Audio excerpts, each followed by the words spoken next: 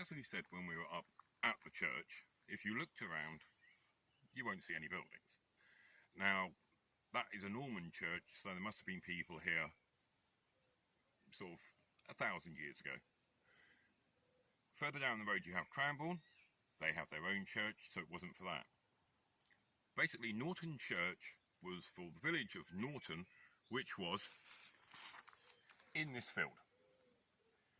It's a scheduled monument, and you had a lot of villages that disappeared here during the Black Death, when we had the plague. Mainly because the people who lived here, they were all up on the higher ground in the chalk downs and everything. When the Saxons came over, they were the ones who were happy to slash and burn the trees, and they went into the valleys and everything and ended up with the better land.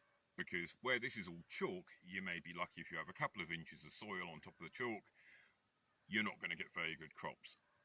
When the Black Death happened, and so many people died, the people who were up here, a lot of them went, well, why should I work here when I can go down there to the better land and just take over their land?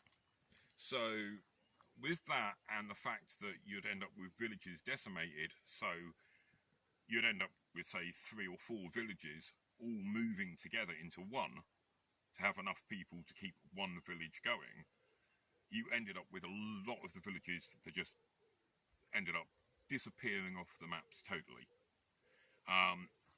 Not too sure exactly how they know it's there. I've looked on LiDAR and stuff, and you can't see anything. You know, you can't see building platforms. You can't see anything in old maps. So maybe it is just a case of maybe a farmer was ploughing and brought up a load of stuff. The archaeologist came out and went, yes, there's a village here. It's right next to Knowlton Church. So that's what we'll call it. The end. Lovely.